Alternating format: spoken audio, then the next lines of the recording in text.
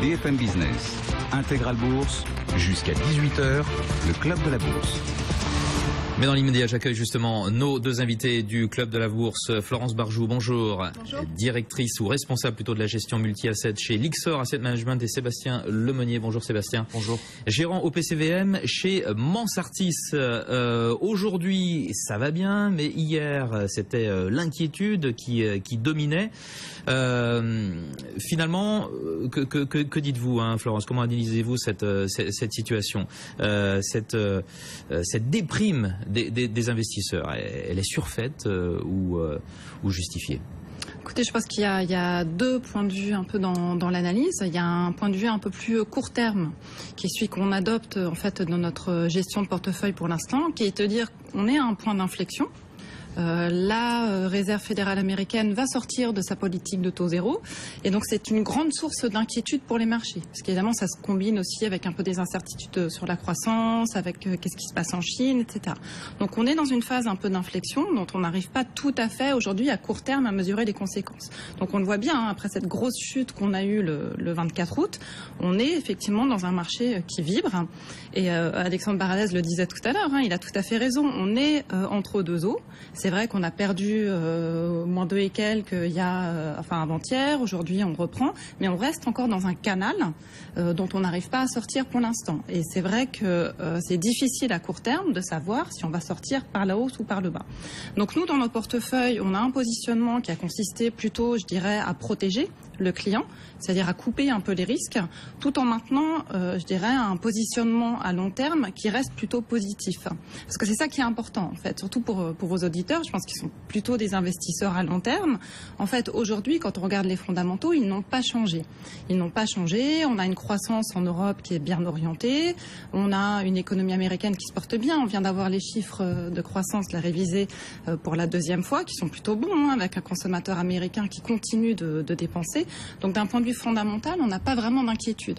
Donc c'est plutôt sur le positionnement court terme où on gère les risques, parce qu'évidemment on ne veut pas que nos clients perdent de l'argent, mais on est dans une optique de long terme qui reste positive. Donc il y a de la panique un peu, je dirais, effectivement à court terme, il y a un peu d'incertitude, mais pour autant je pense qu'on n'est pas du tout à l'aube d'une récession mondiale ou d'un bear market généralisé. Pour ce qui est de l'état du marché, Sébastien, le fait que l'on ait comme ça des réactions très contrastées du marché, mais qui au final en moyenne tourne toujours autour du même niveau, celui des 4500 points sur le CAC 40, c'est quoi? C'est le signe d'une stabilisation, qu'on a peut-être touché le fond d'une certaine façon?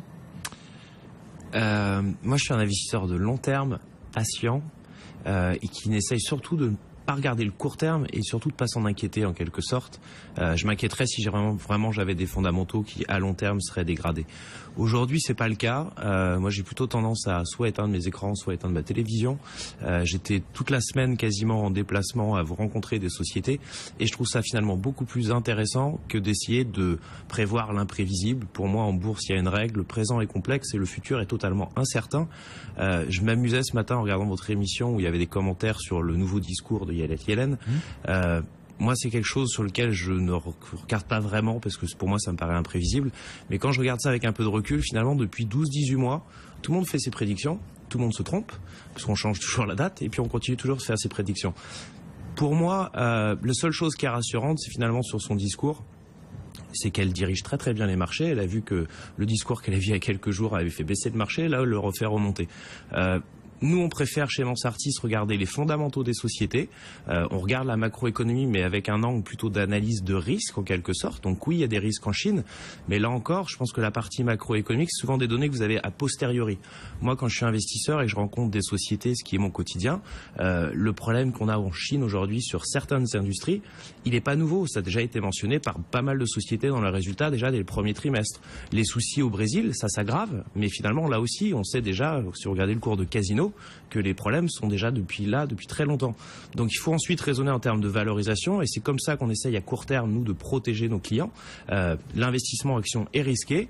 Si on a peur du court terme, vaut mieux pas être investisseur action, il faut être investisseur avec patience, et la façon de se protéger, c'est les niveaux de valorisation des sociétés. Donc je suis tout à fait d'accord, les fondamentaux sont bons, le triptyque gagnant, il est toujours là en Europe, on n'en parle plus du tout. C'est peut-être justement une bonne nouvelle en quelque sorte, parce qu'on peut avoir de nouveau des bonnes surprises. On parle au début de l'année. Voilà. Et quand je je regarde certains niveaux de valorisation, alors c'est peut-être pas toute la cote, mais en Europe, je suis assez à l'aise en quelque sorte.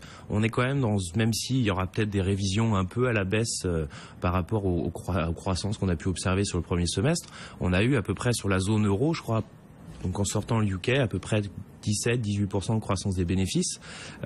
C'est des chiffres qui sont assez excellents. Et quand je regarde les valorisations des sociétés cycliques, aujourd'hui, on n'anticipe aucun rebond sur la partie européenne. Il y a des aberrations, il y a des choses qui sont très compliquées, comme cette semaine avec Volkswagen. Et oui, et pour moi, c'est des marchés sur lesquels j'ai tendance à me régaler, puisque quand le marché devient fou, celui qui sait être patient et plein de bon sens, en général, peut trouver des opportunités pour le moyen long terme. Mais il faut savoir faire le dos rond. Vous nous direz justement les leçons que vous tirez de cette affaire Volkswagen pour l'action Volkswagen, les constructeurs allemands et le secteur automobile dans son ensemble. Florence, ce qu'a dit Janet Yellen hier, ça met fin à l'incertitude ou rien n'est moins sûr? Non, je pense qu'on continue à jouer le jeu, puisqu'effectivement, elle a essayé d'apporter un peu de clarté en disant que pour l'instant, la Réserve fédérale était plutôt sur un chemin qui l'amènerait à monter les taux en décembre, mais que évidemment, il continuait de regarder ce qui se passait. Comme dit Sébastien, c'est juste pour faire remonter les marchés, là? Non, je pense pas que ce soit juste pour faire monter les marchés. C'était histoire effectivement de rassurer un peu, d'essayer de clarifier le discours, puisqu'ils ont bien conscience que l'effet richesse, c'est quelque chose qui est important pour le consommateur américain, et donc ils peuvent pas se permettre de voir le marché action baisser fortement. Donc voilà, je pense que c'était juste effectivement pour essayer de clarifier un peu, pour remettre un peu les pendules à l'heure, mais rien de changé fondamentalement, puisque la Fed reste dépendante des chiffres économiques, et donc on va voir effectivement comment ceci se porte. Et ce qui se passe en Chine, on pouvait aussi le prévoir en regardant un petit peu ce qui se passe du côté des entreprises. Oui, alors c'est vrai, moi je suis d'accord, le ralentissement en Chine, c'est quand même pas quelque chose de nouveau, et moi ce qui me frappe, c'est que le marché se concentre sur le secteur manufacturier en Chine, mais qui effectivement va mal, mais ça c'est vraiment pas une nouveauté, alors qu'ils regardent pas du tout le secteur des services, construction, services, là on a des choses qui se portent plutôt bien, et d'ailleurs c'est l'objectif du gouvernement de développer la croissance dans le tertiaire au détriment du secteur manufacturier. Donc à la limite, je dirais c'est un peu sans surprise que le secteur manufacturier s'ajuste à la baisse, puisqu'il a tendance à prendre une part de plus en plus réduite dans l'économie chinoise. Et vraiment, quand on regarde les chiffres qui sortent dans le secteur des services et dans le secteur de la construction, on a des choses qui sont plutôt correctes. Donc là encore, moi j'ai l'impression que les autorités chinoises prennent les choses en main et que le marché se fait quand même un peu peur sur cette thématique-là. En attendant, le ralentissement et même la récession de certaines économies émergentes est bien réelle. Et ça, c'est bon pour personne quand même. Même si on tire des plans sur la comète concernant la Chine en particulier, le Brésil, la Russie, c'est quand même une réalité. C'est bon pour personne, mais il ne faut pas généraliser. Ça concerne des cas de sociétés très spécifiques. Là encore, c'est pas nouveau. Les problèmes de Carrefour sont pas nouveaux au Brésil.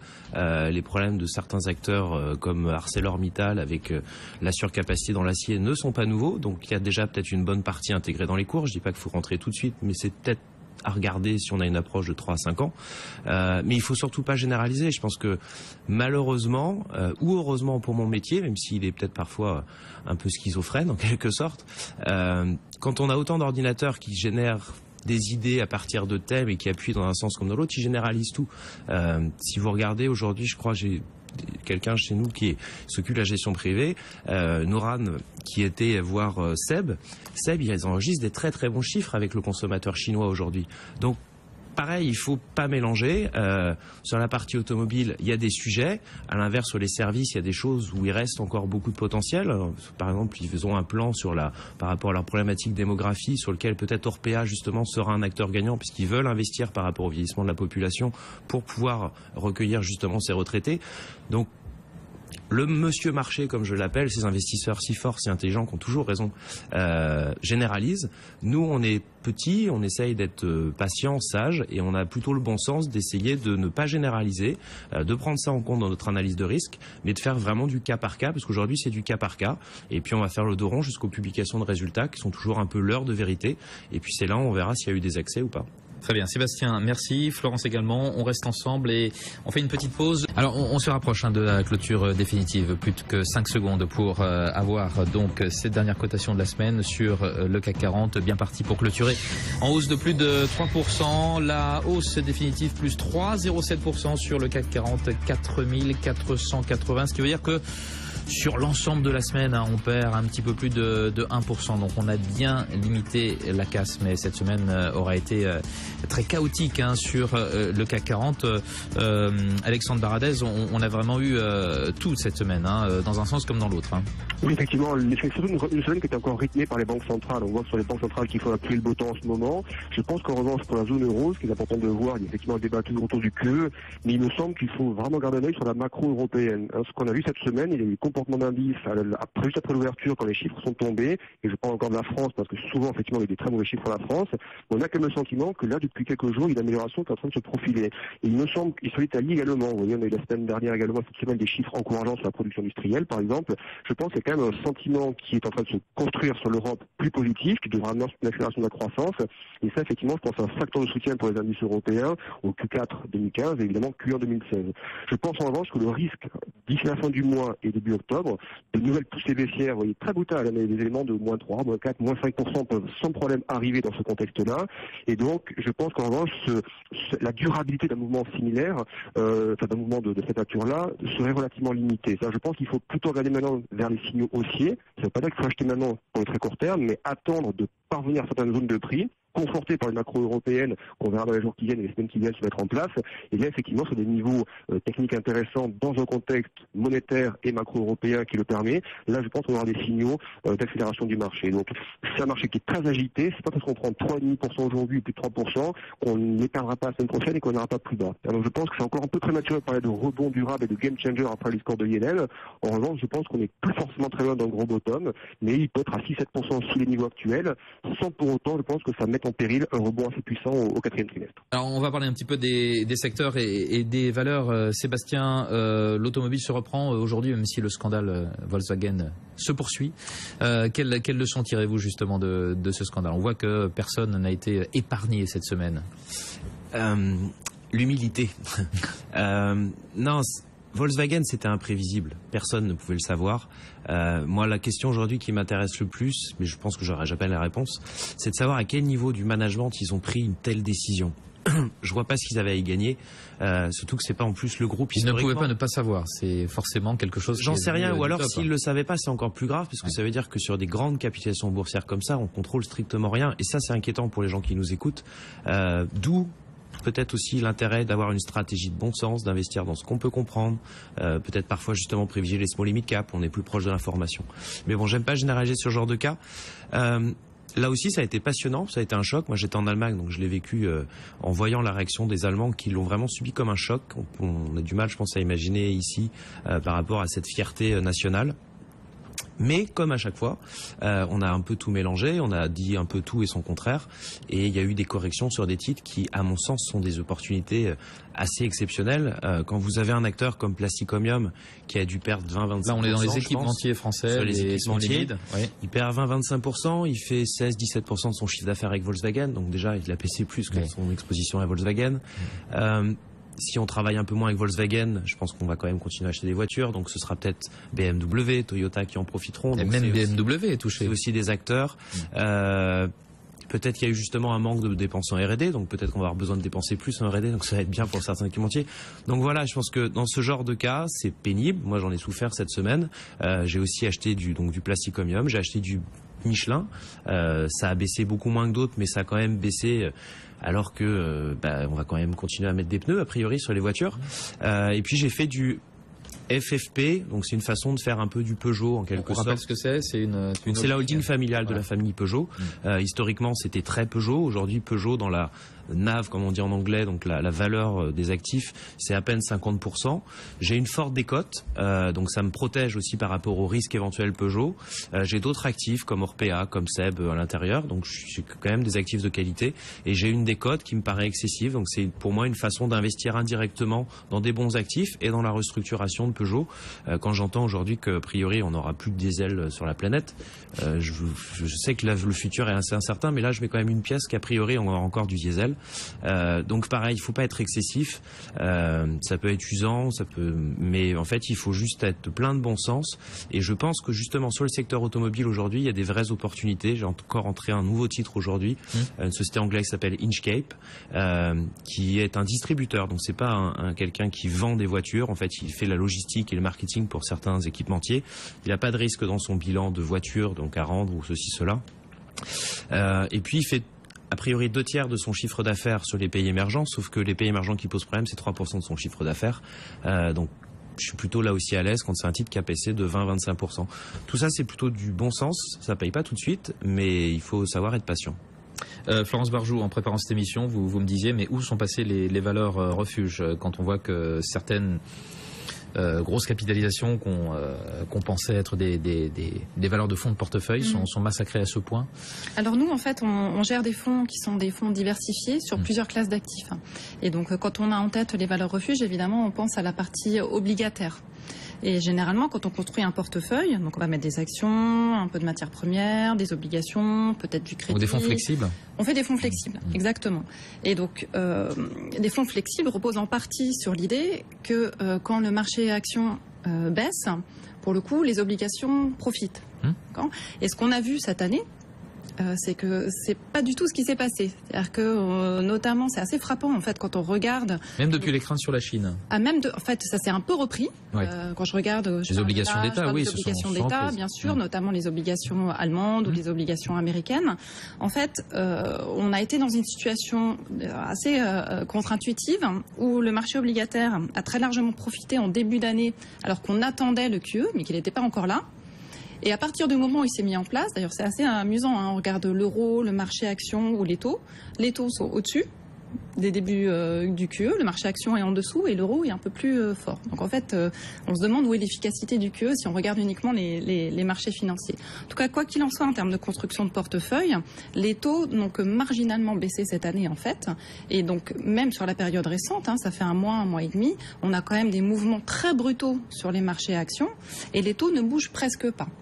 Et donc ça veut dire qu'il faut gérer les portefeuilles un peu différemment. Il ne faut pas s'appuyer justement sur l'espoir d'une protection de la poche obligataire. Il faut ajuster le risque de manière un peu plus globale en mettant du cash en fait dans les portefeuilles, en venant gérer la partie exposition action aussi. Et l'exposition action en ce moment, l'exposition est risquée, c'est-à-dire pas seulement les actions, mais aussi le high yield. Oui. Qu'est-ce qu'il y a aussi dans le risque? Il peut y avoir de la dette émergente. Voilà, dette émergente, effectivement. Ça, c'est à combien dans vos Alors, fonds en fait, flexibles? C'est à plus ou à moins de 50%? Alors, dans les fonds flexibles, aujourd'hui, on est à moins de 50% sur la partie action, essentiellement, comme je disais, pour des questions de protection du portefeuille. Mais on n'est pas non plus sur des niveaux de bear market. On est autour de 45. Voyez, alors qu'on a amorcé l'été plutôt autour de 55, on va dire. Donc, on a fait des ajustements, mais pas majeurs non plus, parce que les fondamentaux, effectivement, restent quand même plutôt porteurs. Alexandre Baradez, vous qui êtes toujours avec nous, du côté des valeurs, vous diriez quoi? L'automobile, on peut revenir sur certaines valeurs qui, bien qu'il y ait cette affaire Volkswagen, reste quand même intéressante, ou il y a des choses de plus intéressantes. Que dites-vous chez IG? Je parle plutôt du secteur bancaire en fait. Je pense au secteur bancaire, par rapport à tout ce qui se passe en zone euro, la reprise du crédit notamment, toujours le soutien monétaire de la Banque Centrale Européenne. Je pense qu'une croissance qui devrait s'accélérer dans les mois qui viennent. Il me semble que les banques sont plutôt bien positionnées. Elles sont maintenant parties, ou vont en tout cas, on va voir se mettre en place plus rapidement la supervision bancaire européenne. Donc il me semble qu'il y a une stabilité financière en zone euro qui s'est mise en place et qui revient en tout cas après la crise grecque notamment. Elles n'ont pas qu'à été ébranlées par la crise grecque, mais elle a pu être mise en danger à un moment donné. Et cette stabilisation qu'on a en zone euro pour l'instant, certes un peu menacée par la Chine, mais devrait quand même profiter aux valeurs bancaires dans les mois qui viennent. Donc il me semble que privilégier le secteur bancaire, Q4 2015, Q1, Q2 2016, me paraît une bonne opération. Il y a beaucoup de valeurs, une Société Générale, le BNP, qui sont sous des niveaux techniques relativement puissants à moyen terme, et il suffirait de les franchir pour des accélérations très franches, de 15-20% de décours. Donc dans un contexte d'amélioration globale, les financiers me paraissent, et les bancaires surtout me paraissent assez attractifs en ce moment. Alors les bancaires, vous dites, ça peut être intéressant en ce moment. Il nous reste une poignée de secondes avant la pause. Quoi d'autre? Voilà ça, et puis après globalement moins sur les valeurs ensuite, plus sur les devises. Je sais que c'est pas tout le même secteur, mais il me semble qu'autant sur les marchés actions à très court terme il y a de l'incertitude, autant sur les devises en revanche je pense que faire un pari d'une hausse du dollar dans les jours qui viennent, c'est les semaines qui viennent, me paraît être un pari intéressant, parce qu'on voit bien qu'effectivement les divergences monétaires sont extraordinairement fortes aujourd'hui, n'ont jamais été aussi fortes entre l'Europe et les États-Unis, et donc je pense que l'euro va rapidement retomber sous l'indice, que la livre va également tomber par rapport au dollar. Donc voilà, je pense que le dollar index globalement va fortement s'apprécier dans les semaines qui viennent. Ça me paraît être un pari tendanciel assez intéressant. Alexandre Baradez, merci beaucoup d'avoir été en direct avec nous. On vous libère. Chef analyste chez IG, Florence Barjou, Sébastien Lemonnier, vous restez avec nous puisqu'on se retrouve après la pause pour la dernière partie de ce Club de la Bourse. BFM Business, Intégral Bourse, jusqu'à 18h, le Club de la Bourse. Et nous sommes toujours avec nos deux invités, Florence Barjou, responsable de gestion multi-asset chez Lyxor AM, et Sébastien Lemonnier, qui est gérant au PCVM chez Mansartis. On va se terminer ce club de la bourse avec un petit peu vos convictions. Alors tout à l'heure, Florence, Alexandre Baradez nous disait que du côté des devises, le dollar allait continuer de se renforcer. Bon, voilà, c'est la perspective d'un relèvement des taux de la Fed. Oui, c'est clair, il y a quand même une politique monétaire qui est divergente entre ces deux zones, avec une économie qui croit à son potentiel, avec un marché du travail qui est au plein emploi aux États-Unis. Et donc c'est vrai qu'il va falloir qu'à un moment ou un autre, la Réserve fédérale normalise sa politique monétaire. A priori, ça pourrait arriver en fin d'année, voire début 2016. On verra, il y a encore un peu d'incertitude. Mais en tout cas, ça va arriver. Donc d'un côté, on a des hausses de taux, un bilan de la Banque centrale qui se réduit. Et de l'autre, on a une Banque centrale européenne qui continue d'acheter. Et on parle effectivement de plus en plus d'un accroissement supplémentaire. Alors moi, je pense que c'est un peu précoce d'attendre ça pour la fin de l'année, mais il n'en reste pas moins qu'on a cet écart important de direction qui sont prises par les deux banques centrales, et donc ça, oui, ça va probablement venir faire monter le dollar au détriment de l'euro, ce qui est un argument supplémentaire effectivement pour le marché action européen. Ce qui pousse à la hausse ce qu'on appelle aussi les valeurs dollars. C'est-à-dire qu'on parle de valeurs massacrées qui se reprennent aujourd'hui de façon mécanique, comme Kering dans le luxe, L'Oréal dans les cosmétiques, mais ce sont des valeurs dollars. C'est pas un thème que vous jouez en particulier, vous, Sébastien, c'est plus fondamentalement les entreprises, leur business. Non, je peux être exposé indirectement, mais je ne joue pas. Ça peut rassurer mes clients, et je n'aime pas les thèmes puisque justement on met tout dans son lot. Kering, c'est lesquels vous misez. Si je regarde par exemple sur le luxe, finalement, moi je suis investi dans Swatch, j'ai une forte conviction sur Swatch, et je l'ai pas du tout sur Kering par exemple. Donc j'ai limite comparer les deux. Déjà, la valorisation me paraît plus attractive aujourd'hui dans un groupe comme Swatch qui est vraiment beaucoup plus luxe qu'un groupe comme Kering. Kering, autre problématique, je trouve, c'est leur stratégie d'allocation du capital. Moi, c'est quelque chose auquel j'apporte beaucoup d'importance, la qualité du management à allouer les cash flows futurs. Quand je regarde le passé, Gucci, ils l'ont peut-être quand même un peu surpayé quand on regarde. Alors, les 3 premières années, ça a chanté, mais quand on regarde sur finalement une période plus longue, ça a été difficile. Quand on regarde Puma, ça a été clairement un échec. Du côté de Swatch, c'est différent. Je pense que je peux comprendre que les investisseurs... Oui, c'est plus luxe. C'est plus luxe parce que Swatch aujourd'hui, vous avez quasiment la moitié du résultat opérationnel qui est réalisé par la marque Omega. Vous avez des marques comme Blancpain, comme Breguet. Donc on a un positionnement luxe, mais un positionnement qui est aussi luxe moyen de gamme, que moi je trouve justement intéressant par rapport aux consommateurs chinois. Alors il y a eu cette bulle en Chine, ça c'est clair et net sur la partie premium. Les choses sont en train de se rationaliser, elles prennent beaucoup plus de temps que ce qu'on pouvait imaginer puisqu'on n'a pas vraiment de statistiques très très fiables. L'avantage d'un groupe comme Swatch, et justement si je compare avec des acteurs comme Kering, c'est que le taux de pénétration des activités de distribution, donc retail, sont beaucoup moins développés sur les parties donc luxe montre par rapport à toutes les ouvertures de magasins qu'un acteur comme Gucci a pu faire par exemple en Chine. Donc on a beaucoup moins de sujets de surcapacité. Et puis l'autre élément, c'est quand vous achetez une montre Omega, sa valeur résiduelle en général 4-5 ans après ou 10 ans après, elle bouge pas finalement beaucoup. Donc c'est aussi une protection par rapport à un vêtement qui se déprécie totalement. Swatch a été aussi assez délaissé par rapport à la thématique de l'Apple Watch. Donc on avait parlé comme quoi tout le monde allait porter des Apple Watch. Quand je regarde autour de moi, j'ai quand même encore beaucoup de gens qui ont encore des vraies montres et pas des ordinateurs. Et puis à l'inverse, je vois des gens qui avaient mis des Apple Watch qui les mettent de temps en temps et pas tout le temps. Donc on va continuer à acheter des montres. Donc ça me rassure. Et vous avez finalement beaucoup de shorts américains qui ont joué ça, justement, qui eux jouent. Moi, c'est pas l'approche que j'en ai. Je pense que le seul défaut finalement de la société, c'est qu'ils s'en moquent un petit peu des actionnaires parce que justement, ils n'ont pas envie de répondre à des questions qui sont trop court-termistes. Donc ils ont parfois une attitude qui peut-être justifient parfois leur décote. Mais pour moi, c'est un groupe qui est plein de cash. Je me rappelle qu'il y a quelques années, on avait évoqué Warren Buffett qui pouvait s'y intéresser. Quand elle est aujourd'hui aussi mal aimée, moi aussi je m'y intéresse. Et j'aime bien les belles valeurs qui sont mal aimées. Voilà. Donc Swatch, au-delà de la marque Swatch elle-même, qui est plutôt qui est toute petite, non pas de Swatch gamme, mais en tout cas qui est Swatch à peu près 10% du chiffre d'affaires, et c'est des marges qui sont assez faibles. Donc quand vous investissez dans un groupe comme Swatch, c'est avant tout du premium avec des marques, comme je vous le disais. Voilà. Alors du stock picking de Sébastien Lemonnier à l'allocation d'actifs de Florence Barjou. On parlait tout à l'heure des devises, du côté du crédit aussi. Oui, des choses à alors dire. du côté du crédit, c'est assez intéressant parce qu'il y a un clivage assez marqué entre ce qui se passe aux États-Unis et ce qui se passe en Europe. Aux États-Unis, on a une exposition au secteur énergie qui est évidemment très importante, des questions du coup de surcapacité qui sont massives, de sociétés qui sont endettées de manière importante et qui aujourd'hui ont du mal à rembourser leurs dettes. Donc là, effectivement, on n'a pas du tout d'exposition sur ce segment-là. En revanche, en Europe, on est beaucoup plus constructif. Et c'est vrai que de manière un peu plus globale, quand on parle du cycle économique en Europe, moi, il y a un indicateur que je suis quand même de très près, puisque c'est un très bon indicateur avancé, justement, de la croissance future. C'est ce qui se passe du côté du crédit bancaire. Et là, il y a quand même un renouveau qui est assez frappant, puisque vous savez qu'en Europe, on a été en contraction du crédit pendant des années.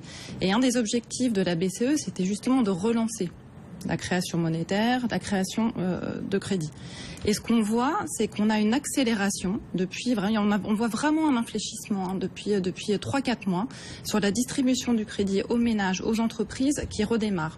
Et ça m'incite à être très positive sur l'Europe, alors sur le crédit en partie, mais aussi sur les actions, parce que vraiment ça annonce un raffermissement de la croissance et le succès en quelque sorte des politiques de reflation de la Banque Centrale Européenne. Donc ça pour moi c'est un signal majeur qui notamment sur la partie action me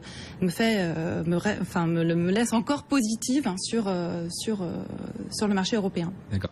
Sébastien Lemonnier, justement, du côté des actions des secteurs, il y en a un en particulier auquel vous vous intéressez, mais bon, sur des valeurs en particulier, celui du BTP, pas en France forcément, mais plutôt du côté de l'Autriche. Je peux en avoir en France ou indirectement. En tout cas, j'ai trouvé une valeur autrichienne qui s'appelle POR, PO2R, qui déjà est décotée de façon assez exceptionnelle, parce qu'elle a à peu près 30-40% de décote par rapport à ses pairs. Alors il y a un peu moins de liquidité certes, mais avec le temps en général ça a tendance à de moins en moins un sujet, sauf si la société a tendance à croître.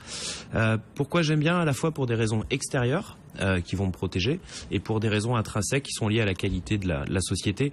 Quand vous regardez, en tout cas moi quand je regarde une société de BTP, soit vous faites un pari sur la croissance future, ce que j'ai pas forcément tendance toujours à faire, ou très peu en tout cas, mais je lui apporte beaucoup d'importance à la qualité de sélection de projets, parce qu'en général quand vous entendez parler de sociétés de BTP, quand ils perdent de l'argent, c'est souvent qu'ils ont choisi un projet sur lequel ils n'ont pas été rentables.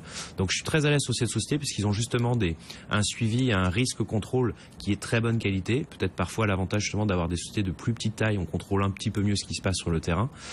Donc là-dessus, je suis très à l'aise. C'est la taille de quoi? D'un Eiffage ou c'est encore plus petit? C'est un peu moins de 800 millions, 1 milliard d'euros à peu près. Donc c'est pas si petit non plus. Et surtout, c'est un spécialiste sur les ponts et les tunnels. C'est à peu près 30% de leur chiffre d'affaires aujourd'hui, de leur carnet de commandes. Donc ils sont exposés en Autriche, ils sont très présents aussi en Allemagne, des marchés qui sont très fragmentés à la différence de ce qu'on a en France où on a finalement 4-5 acteurs qui dominent le marché. Donc on a à la fois un potentiel de consolidation de l'industrie, puisque c'est un acteur qui aujourd'hui a du cash dans son bilan, qui entend faire des petites et moyennes acquisitions, donc il va pouvoir croître aussi indépendamment des chiffres macroéconomiques.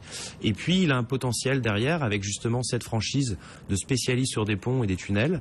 On sait qu'en Allemagne on a des infrastructures qui sont très vieillissantes, il y a des ponts qui s'écroulent. Et puis quand on parle, ça fait la une des médias, ça fait la une des médias, on caricature un petit peu aujourd'hui sur le sujet des migrants. Oui, ils n'ont pas forcément envie de trop venir en France, c'est peut-être un résultat finalement du miroir de notre économie en quelque sorte, mais ils veulent aller en Allemagne, donc l'économie va plutôt bien en Allemagne et puis ça va résoudre leurs problèmes démographiques. Et donc si on accueille 500 000, 1 million de personnes, j'en sais rien, je pense que personne n'en sait rien, il va falloir aussi avoir besoin d'infrastructures pour loger ces personnes, et donc je pense que c'est un soutien supplémentaire. Donc j'ai pas acheté ça pour la thématique des migrants, qui va peut-être être une thématique à la mode à un moment donné, mais j'ai finalement une accumulation les besoins en construction, en infrastructure, de développement qui sont favorables et une valorisation qui est très attractive.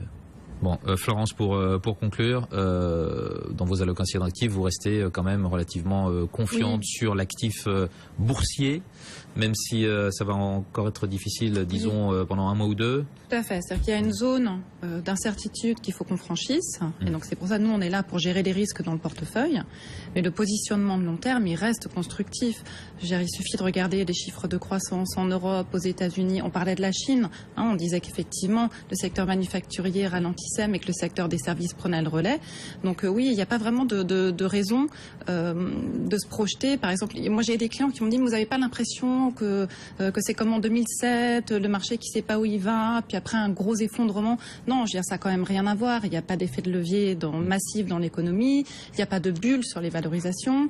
Donc c'est très difficile aujourd'hui d'être négatif sur la base des fondamentaux.